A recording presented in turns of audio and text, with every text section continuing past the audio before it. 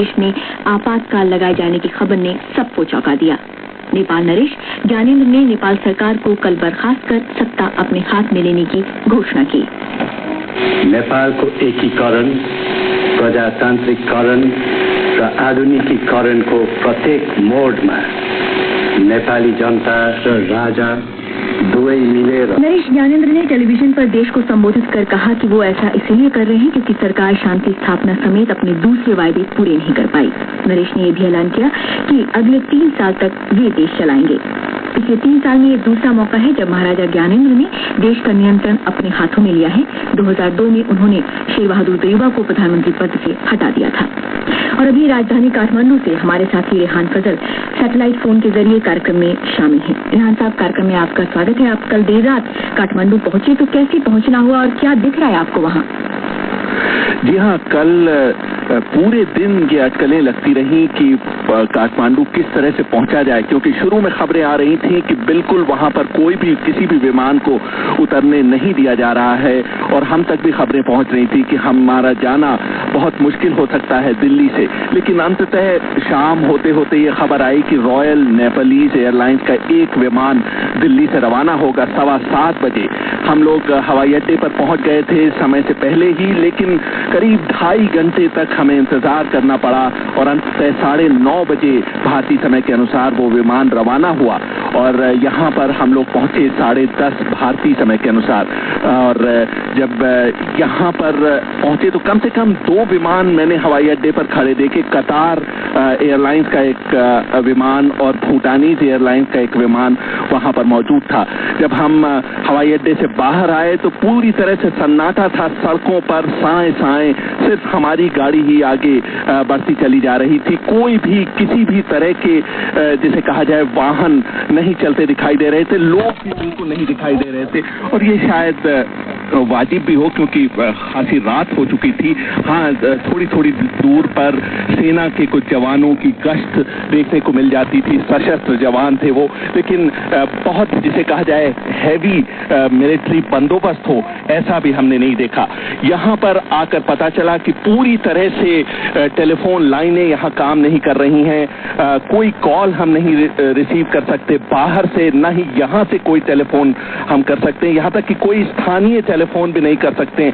Internet लाइनें पूरी तरह से बेकार हैं, काम नहीं कर रही हैं। अखबार जरूर एक यहाँ पर आया है, लेकिन उसको देखकर लगता है कि इसको पूरी तरह से सेंसर किया गया है। कोई बहुत ज्यादा खबरें नहीं हैं, सिर्फ इमरजेंसी से जुड़ी खबरें और महाराज ने जो कल घोषणा की है उसकी खबर ही छापी गई है। कहीं किसी आलोचना या उसका कोई जिक्र नहीं है। जी रेहान साहब, बस एक संक्षिप्त में ये जानना चाह रहे थे, क्या आपकी अभी तक, हालांकि बहुत सवेरा है अभी भी, वहाँ पर किसी नेपाली नागरिकों से बात हो पाई है? कुछ आप जान पा रहे हैं कि वहाँ लोग क्या सोच रहे हैं? ये जो तमाम कल घटनाएं हुई, इतनी जल्दी इतनी सारी चीजें हो गई। रूपा, अभी बहुत मुश्किल है कहना, क्योंकि ऊपरी तौर पर यहाँ पर पूरी शांति है। किसी तरह का जिसे कहा जाए प्रदर्शनों की या विरोध की कोई सुगबुगाहट नहीं दिख रही है, लेकिन जाहिर है लोग सामने अभी नहीं आ रहे हैं। और अभी तो बहुत सुबह हुई है यहाँ, जैसे जैसे दिन यहाँ पर बीतेगा और घटनाक्रम आगे बढ़ेगा और हम लोगों के बीच जाएंगे और लोगों की प्रतिक्रियाएं हमें मिलेगी। आज संभावना ये व्यक्त की जा रही है कि नेपाल नरेश नए मंत्रिमंडल की घोषणा करेंगे, लेकिन और यहाँ पर यह भी चर्चा है कि माओवादियों ने 3 दिन के हड़ताल का आह्वान किया है पूरे देश में, लेकिन अभी इसकी पुष्टि नहीं है। हम जैसे ही बाहर निकलेंगे और खबरें हमारे पास आना शुरू होंगी। जी, फिलहाल रेहान फजल, आपका इस जानकारी के लिए बहुत बहुत शुक्रिया। हम अगले कार्यक्रम में भी आपसे संपर्क करेंगे। नेपाल के घटनाक्रम पर अमेरिका और भारत ने गहरी चिंता व्यक्त की है। भारत ने इसे लोकतंत्र के लिए बहुत बड़ा धक्का बताया है। संयुक्त राष्ट्र महासचिव कोफी अन्नान और ब्रिटेन ने बिना विलंब बहुदलीय जनतंत्र बहाल करने को कहा है। चाहिए इसी विषय पर चर्चा के लिए अभी दिल्ली चले, जहां से प्रोफेसर परमानंद कार्यक्रम में शामिल हैं, जो कि दक्षिण एशिया मामलों के विशेषज्ञ हैं और नेपाल की राजनीति पर गहरी पैठ भी रखते हैं। प्रोफेसर परमानंद, कार्यक्रम में आपका स्वागत है। नेपाल नरेश के इस कदम से क्या नेपाल में आपको लगता है कि राजनीतिक संकट और गहराया दिख रहा है, या फिर माओवादियों के साथ बातचीत के नए रास्ते खुल सकते हैं इस पृष्ठभूमि में कि विगत में माओवादियों ने सीधे नरेश से ही शांति वार्ता की बात कही थी? आपको क्या दिख रहा है? नहीं, माओवादियों ने जरूर ऐसी बात की थी, लेकिन ऐसा कुछ कभी भी इन्होंने कोई ऐसी क्षमता या दक्षता नहीं दिखाई जिससे माओवादियों से बात करके सारी समस्याओं का समाधान किया जा सके। शायद ये अपने आप को और एक्सपोज करेंगे, मुझे ऐसा लगता है, क्योंकि माओवादियों की जड़ जितनी गहरी होती जा रही है और जिस तरह की बातें हो रही हैं, शायद अब इनसे बात करके कुछ और माओवादियों की जो एक सबसे बड़ी मांग रही है गणतंत्र की स्थापना, कौन सा राजा बात करके गणतंत्र की स्थापना करना चाहेगा, तो ऐसा मुझे नहीं लगता है कि कोई बहुत आसानी से अब समाधान होने वाला हो। पर क्या वजह आपको लगती है कि उन्होंने, हालांकि नरेश ने कहा कि वो लोकतंत्र की बहाली करेंगे, 3 साल के भीतर और मजबूत प्रजातंत्र नेपाल में आएगा और माओवादियों के साथ बातचीत भी शुरू होगी, और क्या इसके पीछे कोई और वजह आपको लगती है जो कि इतनी सारे मतलब आपातकाल उन्होंने लागू कर दिया, पूरी सरकार को बर्खास्त कर दिया? सत्ता की इनकी बड़ी भूख रही है। जब ये राजा नहीं भी थे तब भी सत्ता इनको बहुत प्रिय रही। गैर कानूनी तरीके से भी सत्ता का उपयोग जब इनके भाई नरेश थे तब भी इनकी हमेशा इच्छा रही, प्रयास रहा और कई बार वो सफल भी होते रहे। तो सबसे बड़ी बात तो यही है कि व्यक्ति की सत्ता की भूख और सब चीजों की अनदेखी करना, अंतर्राष्ट्रीय समुदाय की सोच क्या है, देश में क्या सोच है, ये इनकी एक खास सिफत रही है और मुझे तो इसके अलावा और कोई कारण दिखता नहीं है। और इस समय शायद इनको ये लगता है कि सेना इतनी मजबूत हो गई है कि जिसके सहारे शायद ये आगे अपना काम चलाते रहें।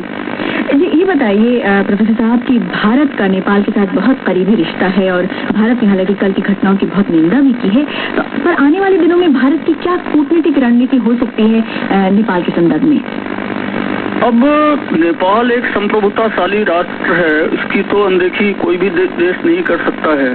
जहाँ तक भारत का सवाल है, भारत वहाँ के प्रजातंत्र आंदोलन से इस तरह से शुरू से जुड़ा रहा। जिन लोगों ने प्रजातांत्रिक आंदोलनों में भाग लिया 1940 के दशक में, 50 के दशक में और बाद के वर्षों में, वो सभी भारत से जुड़े रहे, पढ़ाई लिखाई के माध्यम से, राजनीतिक सक्रियता के माध्यम से। तो स्वाभाविक रूप से भारत उनके साथ हमेशा रहेगा और भारत सचमुच जिस तरह से अभी तक वक्तव्य देता रहा 50 के दशक में भी और उसके बाद भी, वो संवैधानिक राजतंत्र की बात करता है। लेकिन मुझे लगता है कि अब शायद ये राजतांत्रिक संस्था के समक्ष ही एक बहुत बड़ा प्रश्न चिन्ह जुड़ गया है। इन्होंने एक बहुत बड़ा संकट उत्पन्न कर दिया है।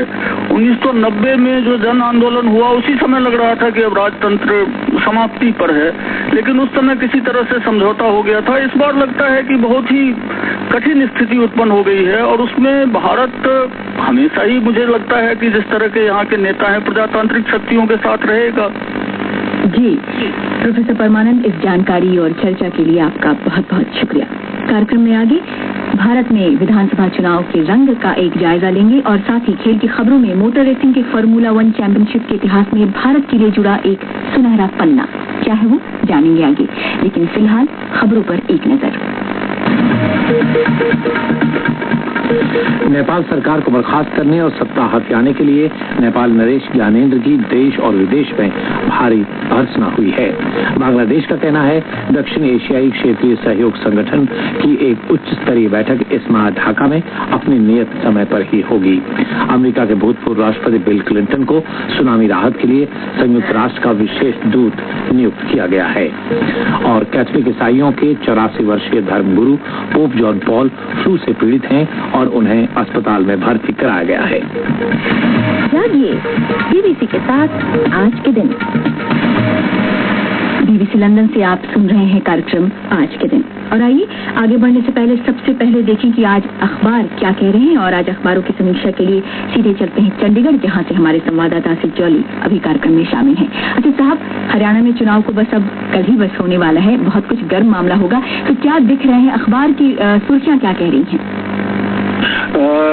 आज के सभी अखबार जो हैं उनमें सबसे प्रमुख सुर्खी है नेपाल में हुए नाटकीय घटनाक्रम की, जिसमें नेपाल नरेश ज्ञानेंद्र वीर विक्रम शाह ने शेर बहादुर देवबा सरकार को बर्खास्त करके आपात स्थिति घोषित कर दी और अनेक बड़े नेताओं को घरों में नजरबंद करने के आदेश दे दिए। नेपाल नरेश ने देवबा सरकार को चुनाव कराने व मुल्क में अमन कायम करने में विफल करार दिया तथा अगले 3 वर्ष तक सत्ता की बागडोर अपने हाथ में ले ली है। भारत सरकार में कहा गया है कि नेपाल की राजनीतिक घटनाक्रम पर गहरी चिंता प्रकट करते हुए कहा है कि इससे नेपाल में लोकतंत्र को आघात लगा है। इसके अलावा इंडियन एक्सप्रेस में एक समाचार के मुताबिक कल श्रीनगर में म्युनिसिपल कॉर्पोरेशन के चुनावों में 20% मतदान हुआ, जो पिछले 15 सालों में सबसे अधिक है। स्थानीय ट्रिब्यून के अनुसार भारतीय स्थल सेना के हम तो चाहते हैं कि ऐसा नहीं करना चाहिए था जो इन्होंने अपने हाथ में लिया है। जो चीज जो नेपाल में माओवादियों का इतना वो हंगामा हो रहा है, उसमें भी मैं समझती हूँ नेपाल सरकार की कमजोरी ही है। इस तरीके से जो धांधली हुआ एक प्रकार का, तो ये हमारे वहाँ के लोगों को बहुत तकलीफ है। हम तो समझते हैं कि ऐसा नहीं होना चाहा था। क्यों किया आप ये तो वही जाने। गांव में तो वैसे ही मुश्किल है, पहले से माओवादी ने ध्वस्त कर रखा है कि शहरों में भी हम कांटेक्ट कर नहीं पा रहे हैं और वो बिल्कुल नेपाल का इंटरनेट व्यवस्था है, कोई भी कम्युनिकेशन पूरा बंद हो गया है। इससे बहुत परेशानी है। हम स्टूडेंट को हम कांटेक्ट कर नहीं पा रहे हैं कि वहाँ क्या हो रहा है। पहले तो अच्छा था, अब ये कर लिया है और बुरा हुआ है और माओवादी हो रही है राजा, इस राजा के उससे गुंडागिरी हो रही है। जो कुछ भी हुआ वो उनकी अपनी वो है व्यवस्था है, अपनी व्यवस्था है। लेकिन हमारा मानना ये है कि ये जो प्रशासन की व्यवस्था है किसी भी हालत में उसको बरकरार रखना चाहिए।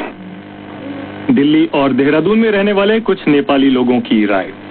नेपाल में नए मंत्रिमंडल ने पदभार संभालते ही उम्मीद जताई है कि माओवादी बातचीत के लिए आगे आएंगे। हमारे रेडियो संपादक शिवकांत ने नेपाल कम्युनिस्ट पार्टी माओइस्ट के प्रवक्ता कृष्ण बहादुर महारा से बात की और पूछा कि अब से पहले माओवादियों की मांग रही है कि वो सीधे राजा से बात करेंगे। अब तो सरकार राजा के हाथ में ही है, क्या अब बातचीत करेंगे? तो प्रस्ताव को कैसे आएगा? कल आपने सुना जो उनका अनाउंसमेंट, उसमें तो हथियार डालने का बात किया गया है और मूल प्रवाह की बात किया जाए। हम नेपाली जनता की रक्षा के लिए और नेपाली जनता की मुक्ति के लिए उठा रहे हथियार आर्म्स उनको कभी नहीं देंगे। हम तो ये चाहते हैं कि नेपाली जनता को और नेपाली जनमुक्ति सेना को और उनका जो वो आर्मी है वो हथियार हमको देना चाहिए। जी जी, नेपाली जनता का मुक्ति होगा। जी, अगर नेपाल नरेश गद्दी नहीं छोड़ते हैं और अगर आप बातचीत नहीं करते हैं फिर आप क्या करेंगे? तो बातचीत के लिए तो क्या सब्जेक्ट आगे आने चाहिए। सब्जेक्ट नेपाली जनता के आने के बाद क्या है सब्जेक्ट? क्या नेपाली जनता निरंकुशता चाहते हैं? नहीं। क्या नेपाली जनता अत्याचार चाहते हैं? नहीं। नेपाली जनता पीछे हटना नहीं चाहते हैं, नेपाली जनता आगे बढ़ना चाहते हैं। आगे का रास्ता क्या है? आप बताइए ना, आगे का रास्ता क्या है? फिर आगे के रास्ता हमने बिल्कुल साफ किया है। हमने पॉलिटिकल पार्टियों के लिए अपील किया है, संविधान सभा होना चाहिए और लोकतांत्रिक गणतंत्र के लिए सब एकजुट होना चाहिए। महाराज साहब, अब आप पॉलिटिकल पार्टीज से अपील कर रहे हैं, लेकिन जब पॉलिटिकल पार्टीज आपसे अपील कर रही थी बातचीत के लिए, तब आपके हमले चल रहे थे, तब आपने बातचीत की मेज पे आने का साहस नहीं दिखाया? नहीं, पॉलिटिकल पार्टियों से तो हमारा औपचारिक और अनौपचारिक मुझे वार्ता संवाद हो भी रहा है और कल भी हुआ था, अभी तो नहीं हुआ है। अब तो जरूरत बन गया है कि और संवाद आगे चलेगा और निरंकुशता के विरुद्ध में संयुक्त मोर्चा बनेगा और मोनार्की के विरुद्ध में जितने भी फोर्सेस हैं वो सभी हम एकजुट होना जरूरी है। ये तो आज अब आ गया है। संविधान सभा होना चाहिए और लोकतांत्रिक गणतंत्र के लिए सब एकजुट होना चाहिए। लेकिन आप तो बंदूक तंत्र में विश्वास रखते हैं, आपने कोई चुनाव नहीं लड़ा, कभी लोकतंत्र कहाँ से आ गया आपके पास? पहले तो सामंती निरंकुश तंत्र जो नेपाल में रहा है बहुत लंबे समय से, उसके आगे का जो लोकतंत्र और डेमोक्रेसी की बात हो रहा है वो बिल्कुल असत्य था। इसको उखाड़ फेंकना पहले जरूरत है। इसके बाद ही सच्चा लोकतंत्र भारी होगा, उसके बाद ही इलेक्शन होगा, उसके बाद ही सब कुछ आगे बढ़ेगा एक्चुअल लोकतंत्र के बाद। नेपाल कम्युनिस्ट पार्टी माओइस्ट के प्रवक्ता कृष्ण बहादुर महारा से बात कर रहे थे हमारे रेडियो संपादक शिवकांत। खराब लाइन के लिए हम माफी चाहते हैं क्योंकि ये बातचीत सैटेलाइट फोन पर हो रही थी, हो सकता है आप इसको ठीक से न सुन पाए हों। तो पिछले दिनों में काफी कुछ हो गया है नेपाल में और अब भी हालात तेजी से बदल रहे हैं। हो सकता है इसी मुद्दे पर आपके मन में भी कई सवाल उठे हों, तो उनके जवाब देने के लिए हमने फैसला किया है आने वाले रविवार को आपकी बात बीबीसी के साथ भी इसी विषय पर होगा। अपने मेहमान के बारे में जानकारी हम आपको बाद में दे पाएंगे।